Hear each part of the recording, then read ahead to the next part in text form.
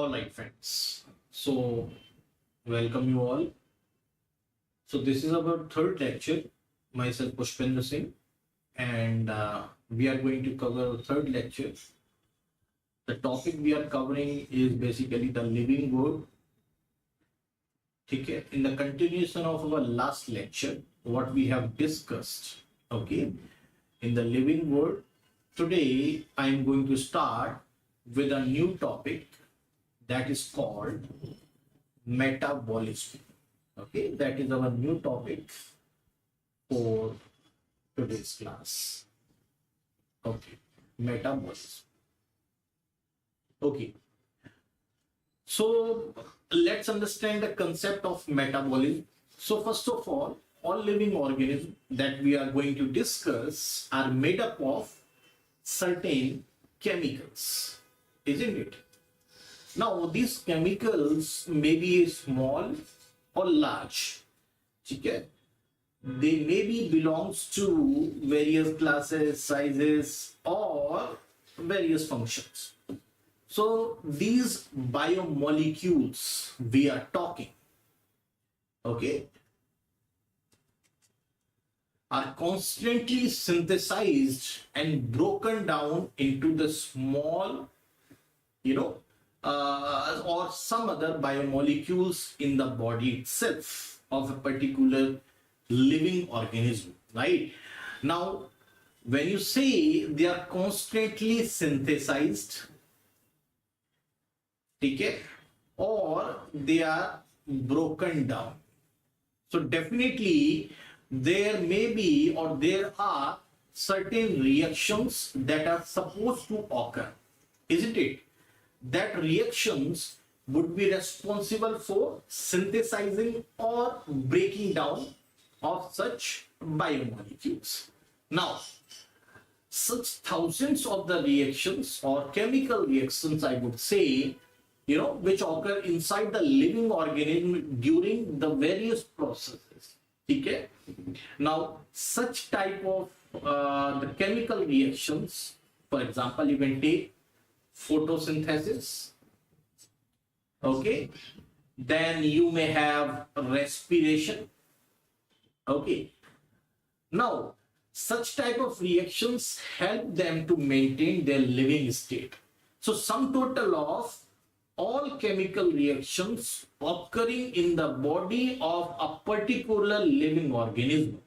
I would repeat again, the sum total of, all chemical reactions that are happening, within a particular organism are called metabolism. So all living organisms from either, unicellular, okay, or multicellular, okay.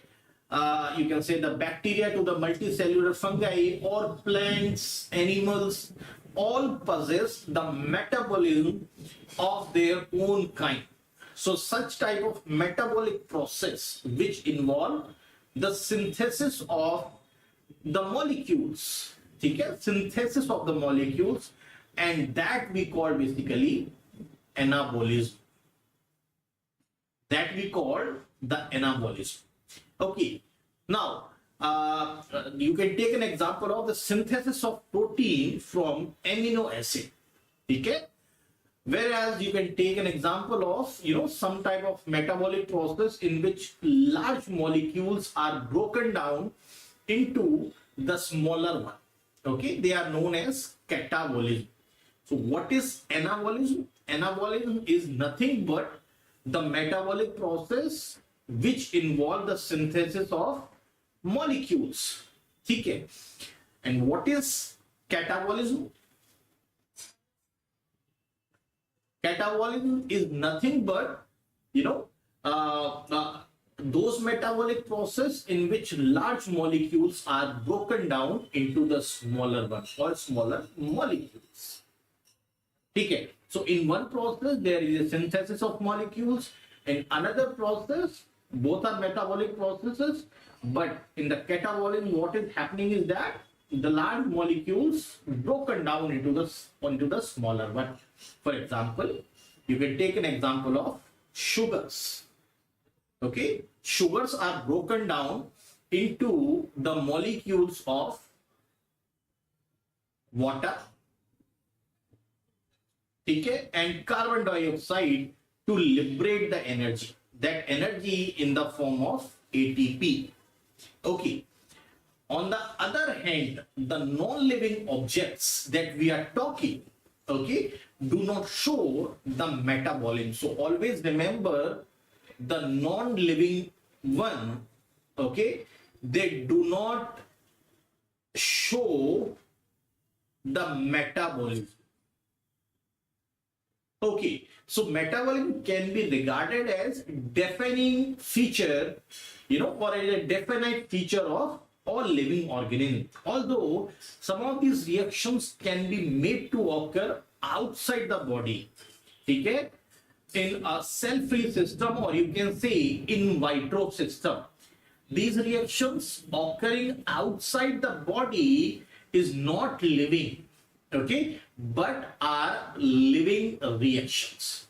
So hence what we can say that the way cell performs all the functions or the process, okay, to organize or to constitute the body of organism, okay, is unique, and that can be regarded as a defining feature of all living forms.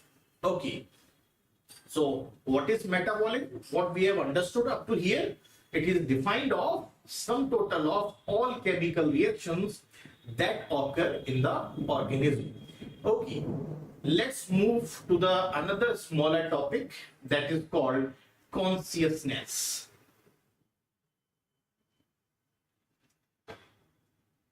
Okay, let us move to the another topic that is called consciousness.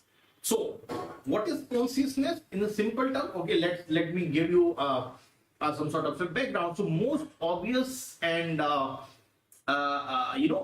technically complicated feature of all living organisms is consciousness. We are all conscious about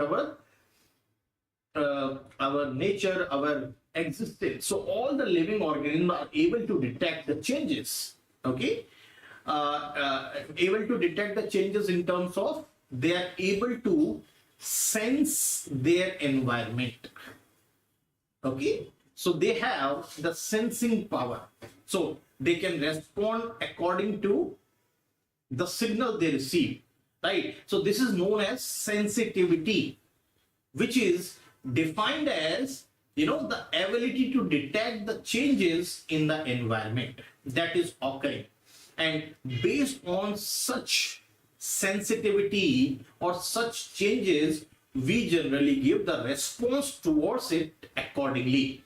So any change that can be detected by an organism is called stimulus. Okay, so I repeat again, any change that can be detected by an organism is called stimulus. Okay, so this can be the stimulus can be that is something which has been detected, okay, can be a physical, okay, we can measure in terms of intensity, we can measure in terms of duration, certain phenomena, okay, we can measure in terms of direction, okay, we can measure in terms of sound, we can measure in terms of temperature, or we can sense or we can detect the changes in terms of temperature or even duration that we have defined. Okay, so that can be physical, or such stimulus or such change in or such change can be chemical also. Such chemicals, for example, you might find acids, okay, you might find certain pollutants, okay, and then it may be a biological, it may be a biological, for example, like you all know about it. Okay, so what is stimulus? it is basically a change. It is basically a change which is being detected by a particular organism. That can be physical, that can be chemical, or that can be biological. So all organisms, if you take, from prokaryotes, what is these prokaryotes?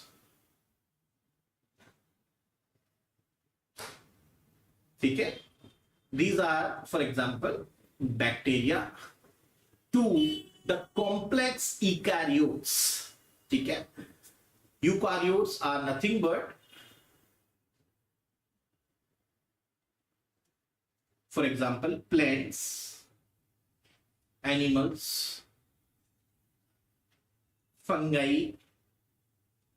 Okay, they can sense various changes up to certain degree in their environment or in their surrounding. So they can also respond by showing some sort of a behavioral change. So what type of response they generally show? So they can either move, so there may be a movement, there may be some sort of a behavioral change that can occur because the stimuli they have detected. For instance, you can take an example of some plants, like you have, the soybean, okay, the radish, okay, or you can take an example of sheep, goat, or horse, okay. They breed or reproduce as a specific seasons only. They don't breed in all the seasons. Okay. So, like in the winters or in the summers or in the autumns. Okay. So, hence you can say that they are known as the seasonal breeders, as their reproductive behavior changes with the length of the day. Reproductive behavior. Okay. So that is the behavioral change. That is, it changes all with the length of the day. Length of the day generally we can say in terms of the photo period. So therefore, they mate or reproduce during their specific breeding season only. Okay, the plants are sensitive to the external factors. Okay, if you take an example of plants, definitely we all know about the plants needed water, light, so they are sensitive to certain external factors like light, water, temperature, even pollutants and other organisms. Okay. Now, besides human being is the only organism who is aware of himself. So that is something we call the self-consciousness. Okay, that is, he himself is aware of the surroundings. So he can relate his mind to the changes which are taken place in the mind, in the world. So he is an intelligent animal, you can say, or the human beings are intelligent animal with some sort of a thoughts, feelings, or the selfhood, you can say. Okay. Now, the sensitivity or the awareness we are talking, okay, is regarded as a very defining property of the living organism. Okay. As the non-living, they do not have the power of sensing their environment. Okay. And that gives a response according to that. I'm talking about, the living organism. However, you can take the patients lying in the coma in the hospitals. They are virtually supported by the machines. Okay. Such machines may replace heart, such machines may replace lungs. They are neither living nor dead. Otherwise, you can say they are brain dead, because such, the organs are supported by the machines. Okay, so all living phenomena which are due to underlying interactions, okay, now the properties of the tissue are not present in the constituent cells but arise as a result of the interactions among the constituent cells. So there are similarly, you know, the properties of cellular organelles are not present in the molecular constituent of organelle, but they arise as a result of the interaction among the molecular component comprising the organelle. So these interactions, you know, they ultimately results in the emergent properties at a higher level of organism. So this phenomena that we are talking is true in terms of the hierarchy of organizational complexity at all the levels. So therefore, what we can say that the living organism can be said to be the self-replicating. They are evolving. They have the interactive systems which is capable of responding to the external stimuli.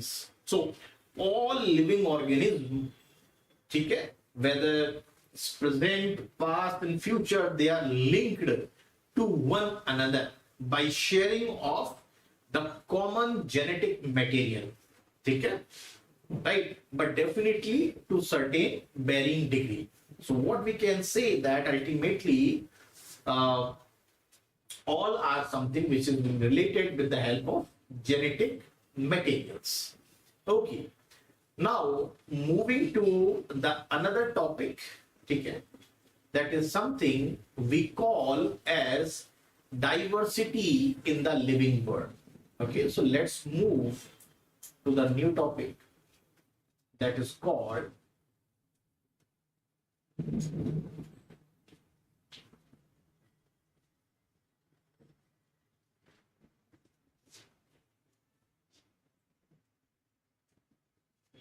diversity of the living world. Okay, let's explore about this topic. So you have seen the large variety of, you know, the living organism, you know, all around you.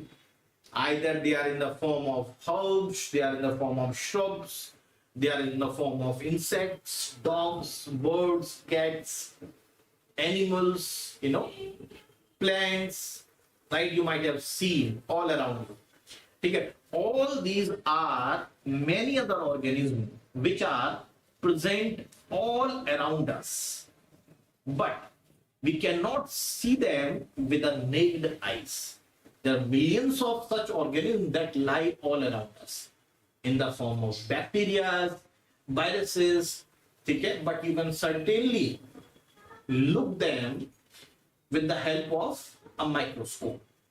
So although we consider vast areas like forests, we have different ecosystems like forests, deserts, plateaus, we find the number and the kinds of the living organism, you know, increases manifold. These different types of plants, animals or organisms are referred as biodiversity. So what is biodiversity? Biodiversity is nothing but the different kind, or you can say the assemblage of the different kinds of plants, animals and other organisms. They are referred as biodiversity. So biodiversity is, you know, the number, okay, and various kinds of organism that is found on the surface of the earth. So the biodiversity stands for the variability. So it stands for the variability that is being found among living organisms that is inhabiting this world. So diversity different, you know, differs from place to place, okay, you know, because every habitat has its distinct characteristics which support a distinct biota. Okay? So every time we explore, there may be some new or even organism you can find. Okay? So it is because the environmental conditions, of that area vary with the time also. Okay? So the term that we call, or that I would like to introduce here, the tolerance. Tolerance is the range where the species can survive in the particular environment. Okay? The tolerance in terms of temperature, in terms of other living conditions. So the range of the tolerance of the species also varies, which determine whether a particular species would be there in that area or not. Okay, so what is biodiversity? That is something which is related with the variability. So biodiversity is basically made up of the two words, that is bios, okay, plus diversity. So why bios is basically a Greek word, okay, that is means life. Diversity is basically, having the meaning of forms. So what is the different life forms, or you can say the biological diversity? So you can say that the biological diversity can be defined,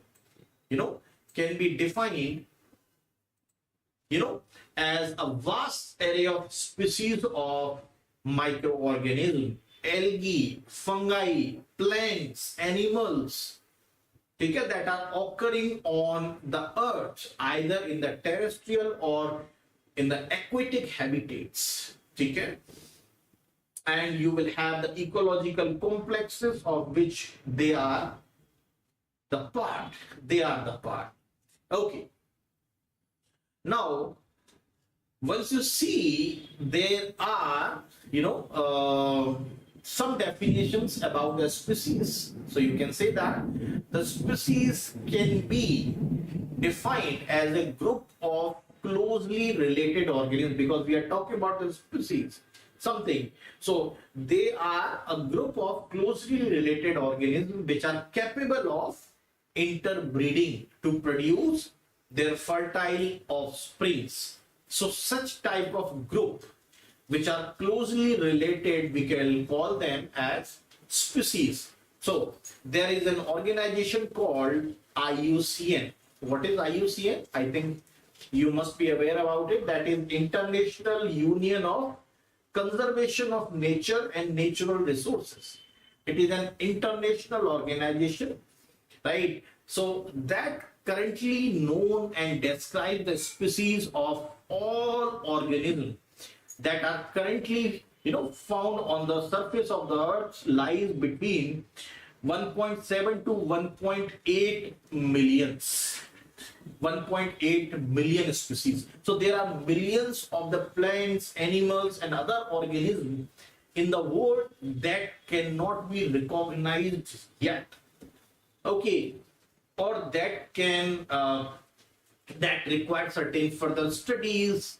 Okay, so as we recognize the plants and animals in their own area by their local name, which vary from place to place, even within a city, state, or even a country. Take care. Now, so there is a need to standardize the names, because without some sort of a standardization, we cannot simply name them. Okay, so we need to standardize the names of living organisms after proper identification. So there is a need of proper identification. There is need to standardize the names in order to study such diverse life forms.